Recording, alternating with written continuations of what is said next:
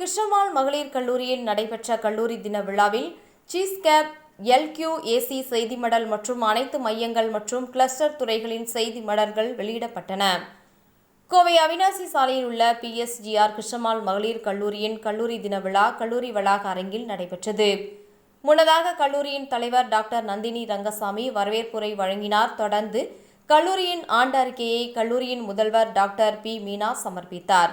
விழாவில் சிறப்பு விருந்தினராக தமிழ்நாடு வேளாண்மை பல்கலைக்கழகத்தின் துணைவேந்தர் முனைவர் கீதாலட்சுமி கலந்து கொண்டு KCW கல்லூரியின் சீஸ்கேப் LQAC செய்தி மடல் மற்றும் அனைத்து மையங்கள் மற்றும் கிளஸ்டர் துறைகளின் செய்தி மடல்களை வெளியிட்டு சிறப்புரை ஆற்றினார்.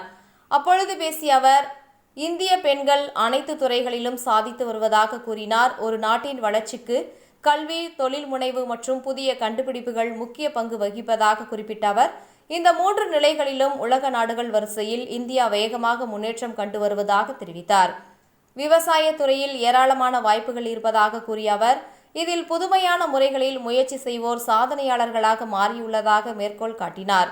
தொடர்ந்து நடைபெற்ற நிகழ்வில் 2023-2024 கல்வியாண்டில் KCW கல்லூரியில் பயின்ற 56 மாணவிகள் கல்வித்திறன் மற்றும் இணைய பாடத்திட்டத்தின் அடிப்படையில் தேர்ந்தெடுக்கப்பட்டு விருதுகள் வழங்கி கௌரவிக்கப்பட்டனர். இதேபோல கல்லூரியின் முன்னாள் மாணவர் சங்கம் 2023-2024 ஆண்டில் இறுதியாண்டு சிறந்த மாணவி மற்றும் சிறந்த ஆசிரியர்களுக்கான விருதுகளும் சிறந்த துறை விருதுகளும் வழங்கப்பட்டன. மேலும் புரோபோல் இண்டஸ்ட்ரியல் நிறுவனம் சார்பாக 2 மாணவர்களுக்கு கல்வி உதவித்தொகை வழங்கப்பட்டது. நிகழ்ச்சியின் இறுதியாக மாணவர் மன்றத்தின் தலைவர் செல்வி ஆர்த்தி நன்றி உரை வழங்கினார்.